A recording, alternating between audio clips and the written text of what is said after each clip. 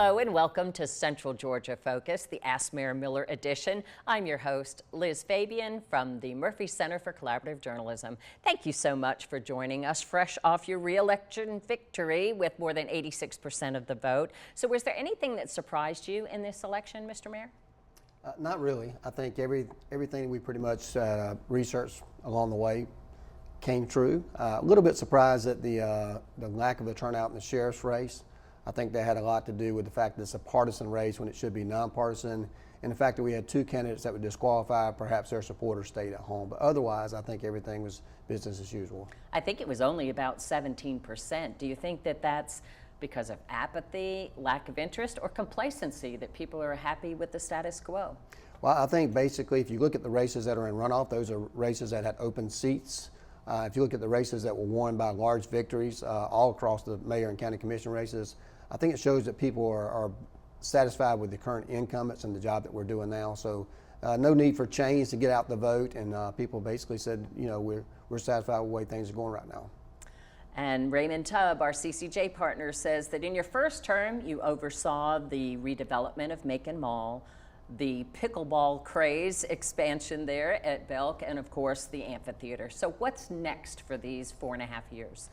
We have too much to talk about today, but just a few highlights. We're going to continue to develop the area around the mall. A lot of housing will be built in the next 4 years, and certainly we're going to spend the most we've ever spent on roads getting paved, and I think that's going to be a great part. The East Bank project is going to flourish, and all parts of Macon-Bibb County are going to continue to grow, and I think you'll see a great push for SPLOST this next year to get some very important projects we need done. And we're going to take off again at the airport, going to have an airport expansion there. Recently announced about 600 new jobs across the street at First Quality. So a lot's going to be going on at the airport, and a lot of money we've spent out there to bring some new commercial airlines there. In that last 30 seconds, you covered about 5 or 6 topics that we're going to get into more in depth later on in the program. But Raymond also wants to know, what have you learned in this first term that will better prepare you for your second? Well, I think I learned that people want the same things across our county, and just figuring out how to get everybody on the same page, marching to the same beat, walking hand in hand. I think we built a large collaboration. We've seen some great things that worked and not too many things that didn't work. So we're going to continue to march forward, bring more people onto the team, and hopefully get things accomplished a lot more than we did the first 4 years. And now going back toward the election, you were talking about some of the people you supported. One of them was Marshall Talley over Desmond Brown for the Macon Water Authority. That was a very, very close race. And at last week, Marshall Talley was still talking about a possible recount. What do you think could happen there?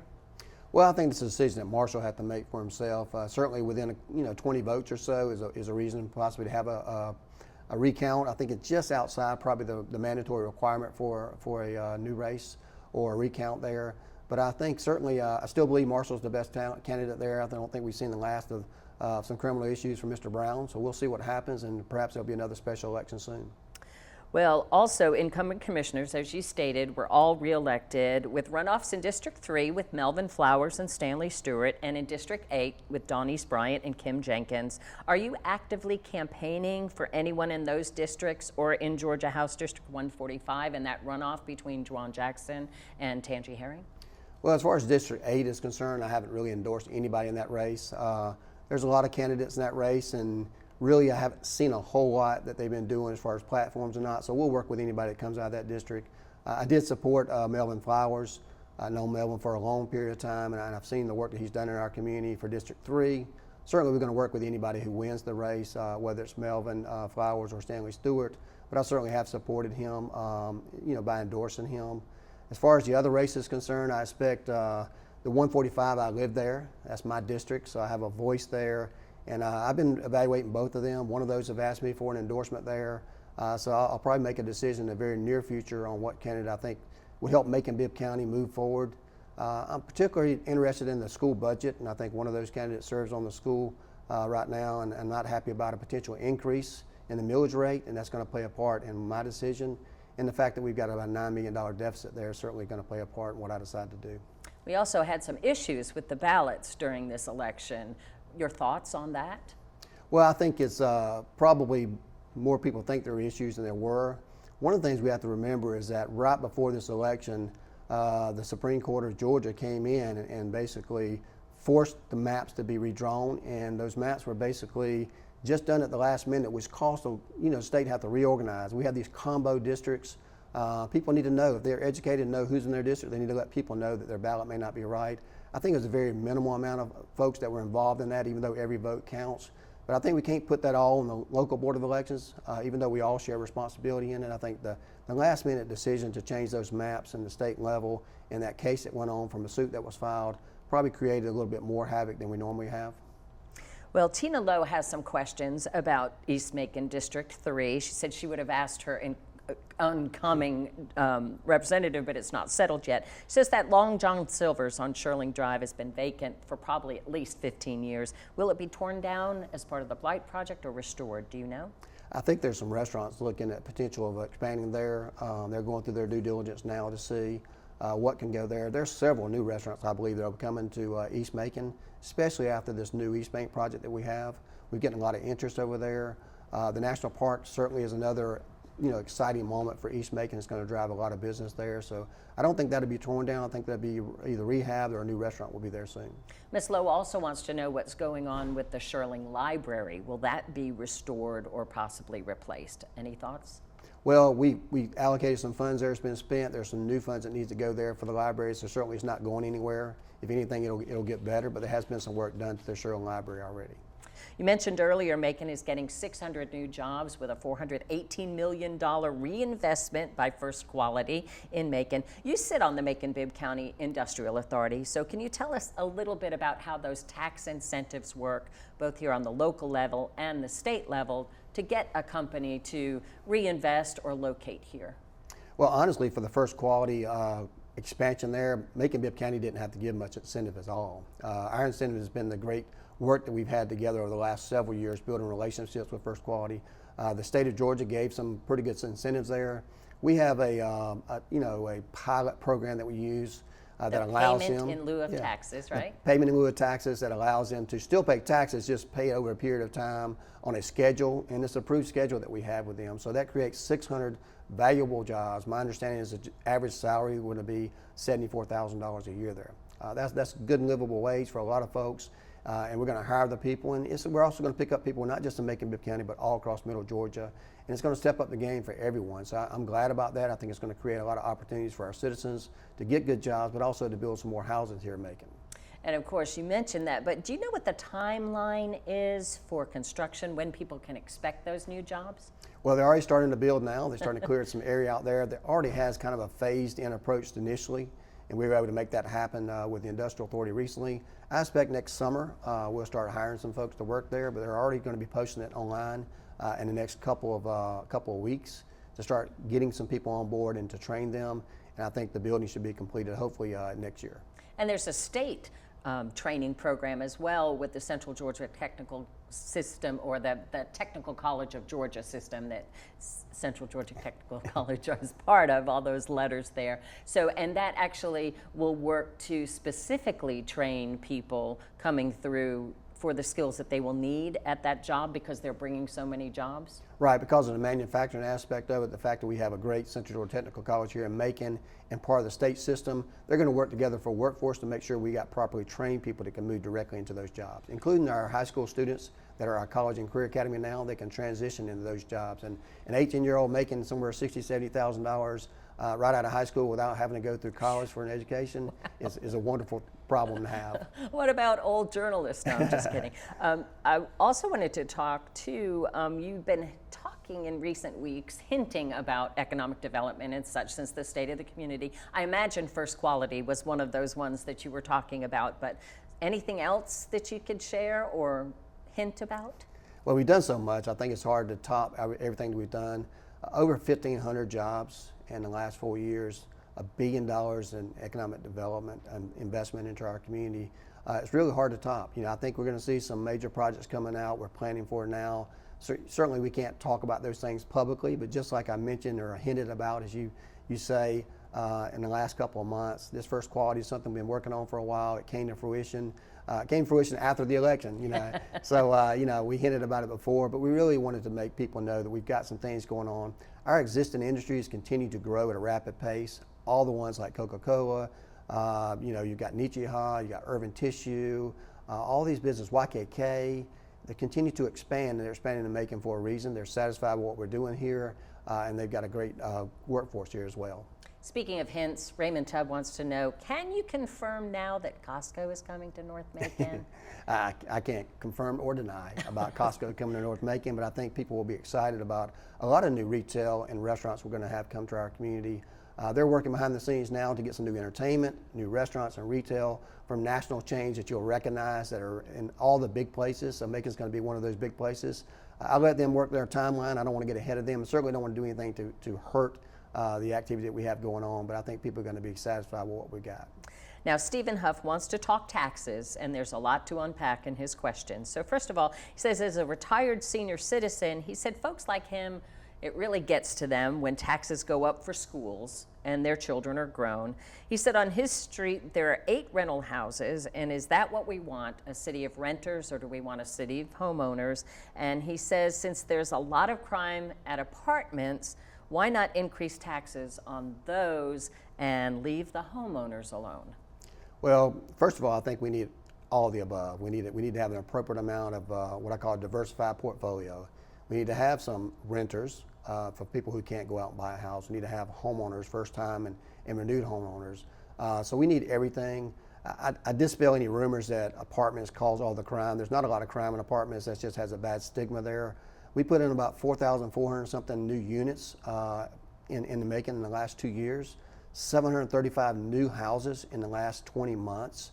That's a lot of houses being built for single family homes. Rental houses are taxed the same rate as homeowners as well because of the value of those properties. So taxes are continuing to decrease. We get a lot about school system taxes, the fact that they keep going up, or the fact that people feel like they shouldn't have to pay taxes after their kids get out of school. That's not something that's going to happen in Macon-Bibb County. We're not like Cobb County that has several 100,000 people there paying taxes, and you can become like a retirement.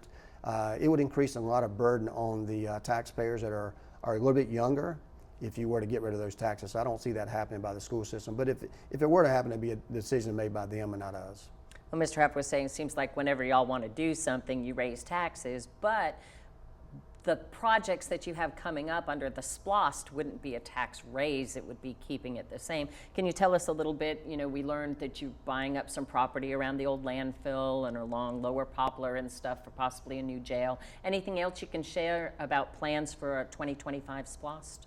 Well, certainly let me dispel any of the other part is that we don't raise taxes for new projects at all. The millage rate's gone down from about 21% millage rate to 9.9 in my last budget, and it may even go lower than that. So we decreased the tax rate and the millage rate.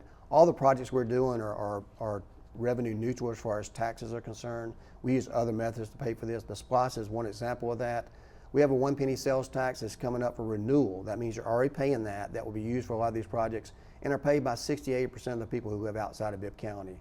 We're going to look for a lot of new things, including economic development there. The jail will probably be in the mix as far as the site plan and starting a phased approach on that because they're very, very expensive. We're going to continue to support our public safety, our recreation, but economic development has to be the key to a lot of that because it spurs investment and growth, and it helps lift people out of poverty with new jobs. And of course, with the new national park coming, you're going to have to focus in that area as well. Well, you mentioned earlier, too, about spending more money on roads, and I know that a few years back y'all did a survey where I think it was like some sort of vehicle with some sort of laser traveled all of the roads and then printed out where the worst conditions were. What is happening now? Are y'all still using that data, or are you moving with fresh? We're just about completed all the 4s and 5s, which are the worst roads in Macon, now, not the way they were evaluated then. So we're going to redo that again. We got another company coming in. They're going to go across every single, they videotape it. They do a laser, as you will, to all the roads. They're going to rank those 1 to 5. Our plan is to put $40 to $50 million in roads and sidewalks in this next SPLOST. That's a significant amount. That's about 25, 30 years worth of roads paving, and then we can do that in 4 years.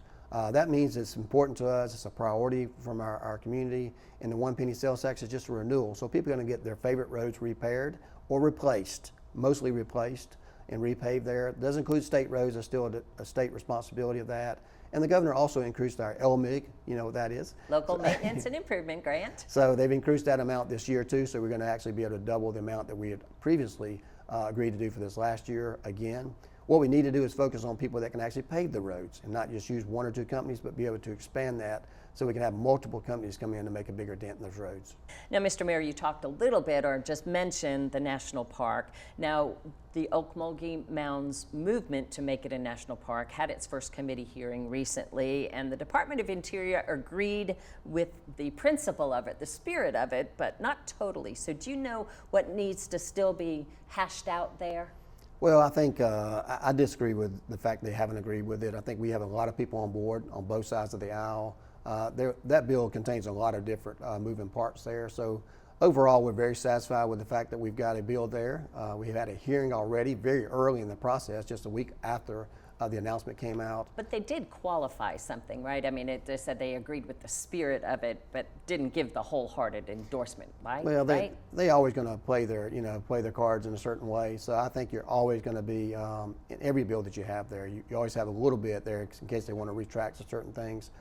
It's just all about making sure that everybody's on the same page, make sure that the hunters and the fishermen and people like that are on board, making sure those folks who worry about land and the area being preserved and on the right page, who's going to manage it, all those things. This is a new process, by the way. It's going to be co-managed by the Muskogee Creek Nation. That's very important to have them involved in the process. So it's a little new, so they're kind of holding their cards to their chest a little bit. But I look forward to having a vote there, hopefully this summer or early fall, and finally getting that thing across the finish line. Well, speaking of finish lines, what about East Bank development? I know that you're looking for kind of a project manager, somebody to kind of oversee that whole thing, and I thought you were close to naming somebody. We do. We have a master planner that's pretty much been selected. We're basically going through all the legal part to sign it. We approved the funding of that through the TAD, the Tax Allocation District there funds, in a meeting that we had a couple of weeks ago. So we have a master planner. They're getting to work already. I know they've been calling a lot of folks and meeting with some folks. We'll have a community engagement piece of that very soon to hear what the people in the neighborhood and the area want to have. And then the next 6 months we'll have a plan for that, and hopefully in the next year we'll start developing that land over there as part of our development in East Bank. And one of the other pending projects is the Rosa Park Square enhancement, and the county sponsored a workshop, I think, for lack of a better word, for potential contractors. How did that go? I think it went pretty good. I think we're still we're part of the RFP process right now. Because of some technical difficulties, we extended that time for a couple of weeks to allow more people to come in to apply for that if they want to. So I imagine in the next month or so we'll have a person or a company that's going to do that, and we're going to finally get that thing off the ground as well, make some improvements over there, and really start the ball rolling on making that a prize piece downtown. I'm looking forward to seeing it come out of the ground myself, and I want to make sure that's going to happen on my time. And of course, another mixed-use development is planned behind City Hall as well that includes a municipal parking deck as well as spaces for residential and other. How are plans for that progressing? Very well. So much as we have to get our parking somewhere else now. So we're going to be parking for several months at a different location. They've already done all the soil testing over there. They'll be coming out of the ground with that this fall, and you'll start seeing those pillars rise there. We're going to have a lot of loft apartments there, some retail along the area, perhaps restaurant, and of course plenty of parking there for the city employees, but also for the auditorium and other events that we have downtown. So we can't wait for that to happen, and we'll get busy on some other things downtown Macon as well. We've been waiting even longer for Central City Commons. Any update on that project with the hotel and other residential between Plum and Poplar? The project is still going to happen. We're just certainly, we're in an environment right now with inflation and the price of money. So there's a little gap financing that's needed there, and certainly I think they have several avenues to pursue, and we're looking forward to being a partner in that. But we haven't really said we're going to go out there and guarantee any additional funds right now. We want them to do their own due diligence and their work, but we have several projects going to be coming in the area, so we're going to make sure that we take care of our needs first. And I've been seeing them taking things out of the old Macon Hilton Hotel, like the bathtubs are lined up there, and salvaging. Can you tell us what's going on with that property that y'all own? Well, we're getting it ready for demolition. We want to make sure that we can sell anything of value out of there, removed it as much as we can, but also it makes it lighter. When I say lighter, when it goes to, when you have to carry all that stuff to a landfill or other places, you have to pay by weight. You have to pay to truck that off. So the more we can make that light over there, skim it down, reuse the concrete, we plan on doing that, making sure that that's been able to be reused and recycled as much as possible. Any steel that's in there, going to save as much money as we can, but we're also going to make it less expensive to tear a building down that size. And we've got some great opportunities for there, and I can't wait to see what happens in that area as well as the river over there in the very near future. And we also have the old health club and that bank building. I imagine there's still the need for residential development downtown. Can you share what the plans might be for that? There's going to be some retail, some hotels, a hotel, and probably some loft apartments all in that area there. We've got some plans being designed right now, so we expect to have some preliminary designs on what that could look like. And then probably next year we'll work on the hotel phase of that. So I think you'll probably see the apartment and the health club first, and then potentially a hotel after that.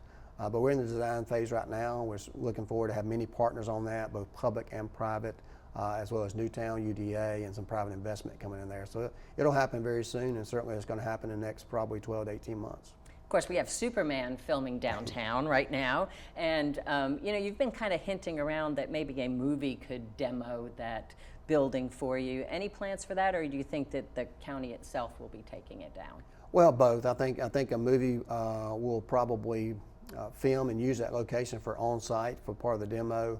We'll be responsible for the demo, but we'll get some kind of funds there for their participation in that. And we've got a couple of options now. Some of those are well recognizable, so I think we're going to, I'd like to have that thing down within the year. So we're working on that now, and if we can have that down and start 2025 out with a bang, that would be great. Oh, started out with a bang. I heard what you did there. Now, of course, summer is upon us, right? And so we've got staffing of lifeguards at pools. We've got pools that are in disrepair. What are your plans for getting everything up and running this summer? Well, most of all the pools are ready to go.